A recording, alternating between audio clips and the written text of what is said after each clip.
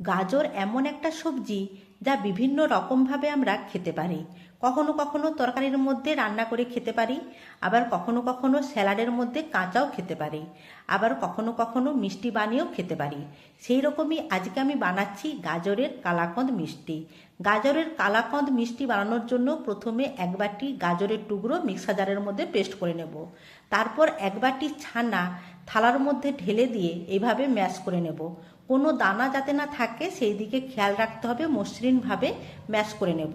ছানা ম্যাশ করে নেবার পর কড়াইয়ের মধ্যে ঘি দিয়ে গাজরের পেস্ট দিয়ে দেব। দিয়ে তারপর অল্প কিছুক্ষণ নেড়ে নেব। অল্প কিছুক্ষণ নেড়ে নেবার পর 1 লিটার দুধ বেশ ভালোভাবে ঘন করে ওর মধ্যে দিয়ে দেব। দিয়ে দেবার পর এক বাটি চিনি দিয়ে দেব। চিনিটা পরিমাণ অনুযায়ী দিতে হবে, যে যেমন মিষ্টি খাবেন সেই অনুযায়ী চিনি দিতে হবে। তারপর সমস্ত কিছু একসাথে মিশিয়ে নিয়ে কিছুক্ষণ ফুটিয়ে নেব। চিনিটা এখানে গলিয়ে নিতে হবে বেশ ভালোভাবে। যখন খানিকটা ঘন হয়ে যাবে তখন ওর মধ্যে দিয়ে দেব ম্যাশ করে রাখা ছানা।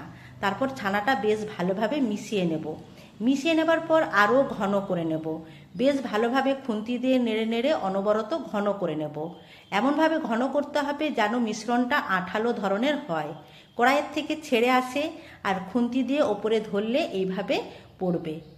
যখন থিকনেসটা এই ধরনের চলে আসবে তখন একটি থালার মধ্যে ঢেলে দেব। আগের থেকে আমি থালাটার মধ্যে ঘি মাখিয়ে রেখেছিলাম। তারপর খুন্তি দিয়ে একটু সমান করে নেব। এরপর ছুরি দিয়ে বেশ ভালোভাবে সমান করে নেব। একটু চৌকো শেপে সমান করে নেব। চৌকো শেপে সমান করে নেবার পর 4 থেকে 5 ঘন্টার মতো রেখে দেবো, তাহলে খুব সুন্দরভাবে সেট হয়ে যাবে। এরপর ছুরি দিয়ে চৌকো শেপে কেটে নিলেই তৈরি হয়ে যাবে।